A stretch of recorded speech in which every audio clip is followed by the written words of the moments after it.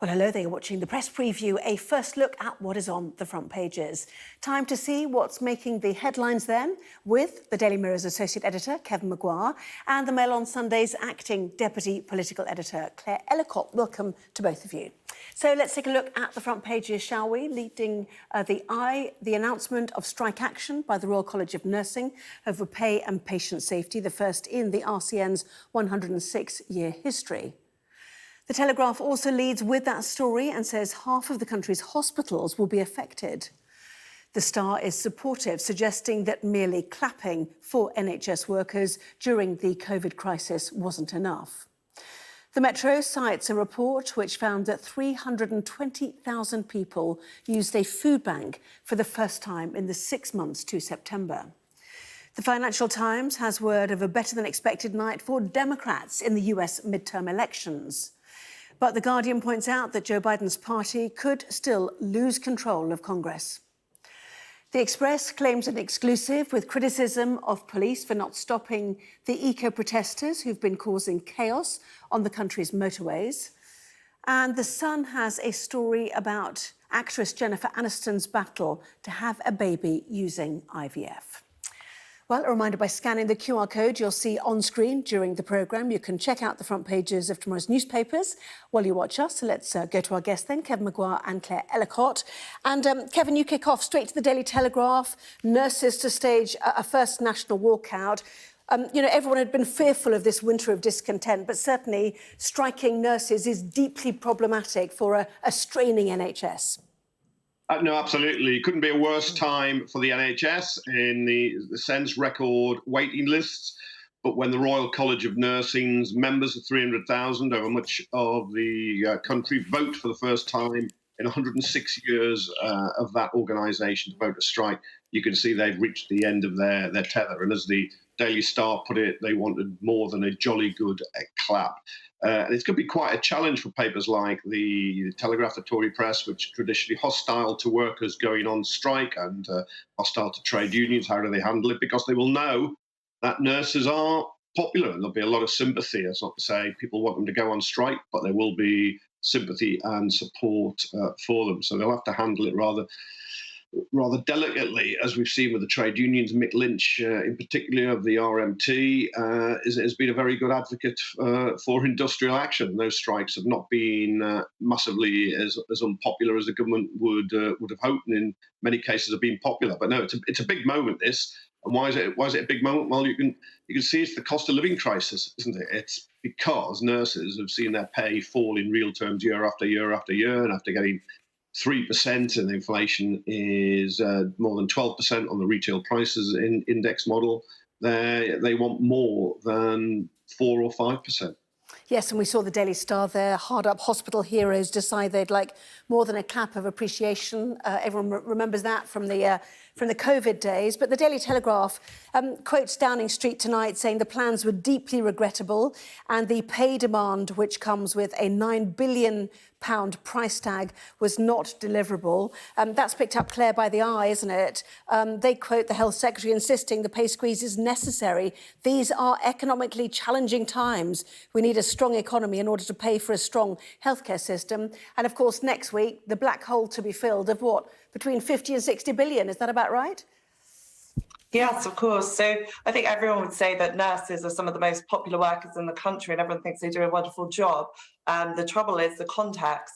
We are at a time in which the economy is not doing so well.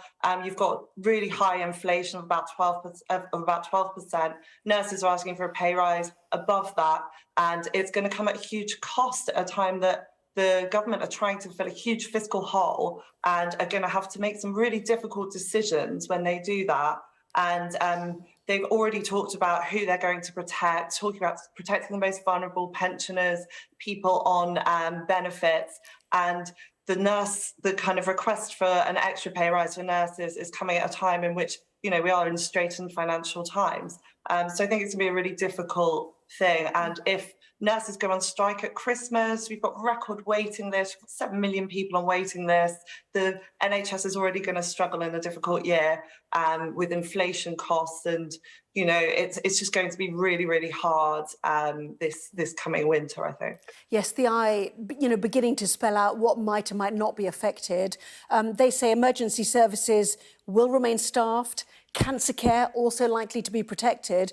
But the suggestion is that the NHS could draft in the military to help. Now, I don't quite know how they would operate on the wards, Kevin, or in the emergency operating theatres. No, I've seen the military drafted in before during fire disputes to drive green goddesses. And of course, there are some soldiers in the military who are medically trained. But look, it's kind of desperate for the government, because the government's weak in this. It's all over the place. It's unpopular. There will be a blame game. And I don't think people are going to blame nurses, because a lot of other people are feeling the pinch, and it's not their fault. And there will be great sympathy for these nurses, and I think the government knows that, which is why it'll go relatively soft. And it says it's got a black hole. Well, are you going to really fill it with nurses?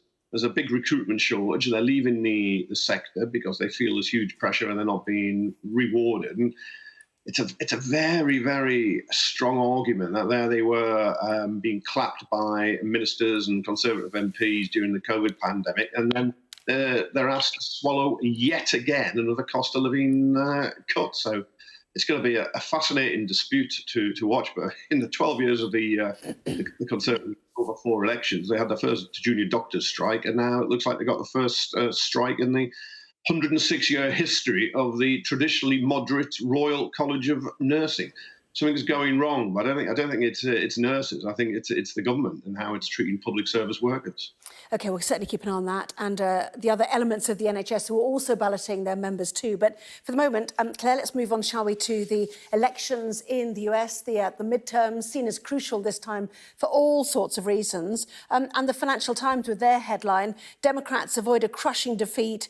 They still risk losing control of Congress. In the Senate, it looked like it might come down to yet another runoff in Georgia, would you believe? But a fascinating night. What does that mean for Biden, who suggested he'd like to stand again, or even Donald Trump, who announced a big announcement for next Tuesday, didn't he?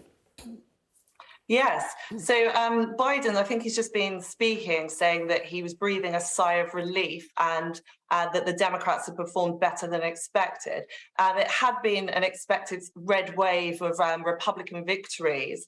And what's actually happened is it's a lot more balanced than that. And I think that there are some key kind of elements of this. Donald Trump was obviously hoping that many of the candidates he endorsed would perform really well, which would help him in terms of him getting the Republican nomination for the 2024 election. Instead, what's actually happened is one of his greatest competitors for that nomination is the Florida governor, Ron DeSantis. He's had a stonking victory tonight. So it actually looks like quite a bad night for Donald Trump. That said, for Joe Biden, the US president, I think it's not been the night that it's not a good night for him. The House of Representatives is most likely to fall under Republican control, and the Senate is currently on a knife edge. If Joe Biden loses control of either of those houses, he's going to find it really difficult to get his agenda through. It's going to be a real struggle for him, because he'll be blocked by the Republicans at every turn. Yes, and the New York Post, in their late city final of the Florida governor, Ron DeSantis' win, called him the future. Now, that would cause Donald Trump to spit, would it not? I think probably, that's his great fear, isn't it? Somebody rising, some challenger rising. But in truth, actually, the Trump-backed, or those seen as more extreme, did not do so well in those overnight elections, Kevin. No, absolutely. Look, if you're looking at this, who's the big loser? I think it's Donald Trump. Joe Biden, probably in a better place than the Democrats hoped. But Ron DeSantis, or Ron DeSanctimonious, as Trump called him, is, I would have thought, the clear winner on the night, because he did so well in Florida. And if he challenges Trump, we'll see what happens with the Republican machine. But he would look in a very good position to run for the Republicans in 2024. I suspect Biden and the Democrats, if they've got to face an opponent, they want it to be Trump, who just puts so many people off. He can energize and excite quite a sizable base, but he also turns people away. And it's interesting now when you look at this that it appears Democrats will lose control of the House of Representatives, may just cling on in the Senate, and that will be seen as a good result, because the big red wave, the big Republican wave, has just not come about. And much of the reason for that is Trump, who, quite frankly, people don't want to return to the deranged chaos of his reign. Yeah, I mean, it'd be absolutely fascinating, this runoff in Georgia next month, if that really does decide again for the second time in 2 years. It'd be quite extraordinary, wouldn't it? Anyway, lots still to watch out for. Some key seats still too close to call, so we'll certainly keep an eye on that. Plenty more still to come. The latest from the south of Ukraine, and Matt Hancock finally entering the I'm a Celebrity jungle. We'll find out how he's been getting on.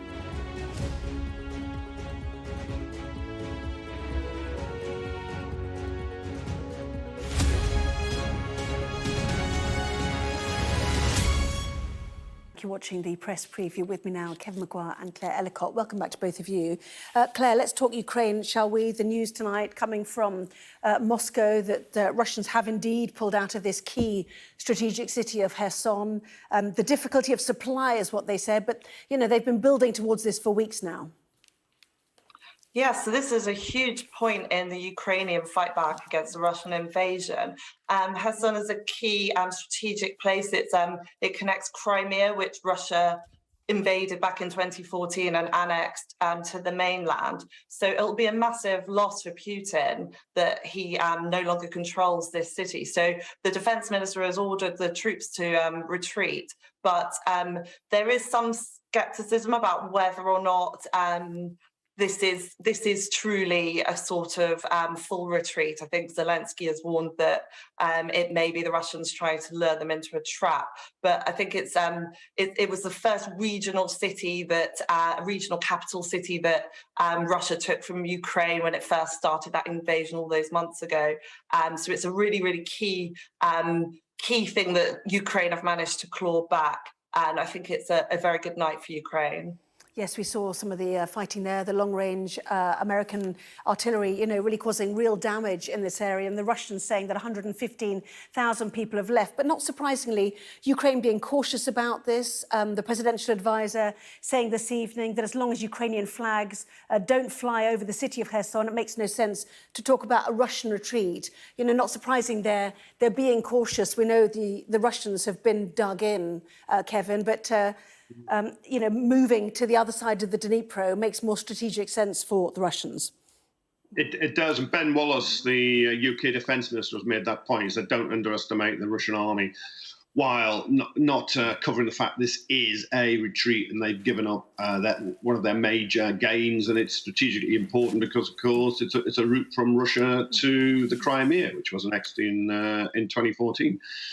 But if you're in Russia, you've got to look at this invasion and see it's been a complete and utter disaster. You've wrecked your economy. There'll be tens of thousands of Russian troops dead or maimed. You're losing territory that was annexed and declared forever Russian by Putin not so long ago. So it's going backwards. But that's not to say there won't be a counteroffensive at some point, although it seems Britain, the US, Germany, Baltic states, Poland, others supplying modern weaponry has made a huge difference. And the Russian army looks like it's poorly trained, badly equipped, and terribly led. Well, Joe Biden... Apologies, Kevin. Yes, Joe Biden also talking about this in his address tonight, saying Russia's evacuation of Kherson shows they have real problems, but we'll see what happens there. Meantime, at the moment, the newspapers have been waiting for, it's fair to say, the Metro, Matt Hancock, having fun with that. The inside pages too. You know, it's manna from heaven, isn't it, for the printed press, these pictures, Claire? Yes, it's fantastic. I mean, the former Health Secretary Matt Hancock, obviously in the jungle for I'm a Celebrity, he has faced his first Bush Tucker trial, and it's clear that he's getting the sort of routine humiliation that a lot of the public have wished upon him, and seems to be reveling in it. It's quite painful watching for members of the lobby who have followed his career for many years, but no doubt the public is enjoying it, especially after all of the lockdowns and COVID addresses over the years. Kevin? He's going to find out he's not as popular as he thought. I was watching incredibly awkward. And boy, George Babatunde, the comedian, Chris Miles, the DJ, all really giving him a bad time. He looks really, really awkward. Maybe they just need to get some PPE suits for the cockroaches and rats to protect them from. Can't be that bad, surely. Kevin Maguire and Claire Ellicott, thank you very much indeed, both of you.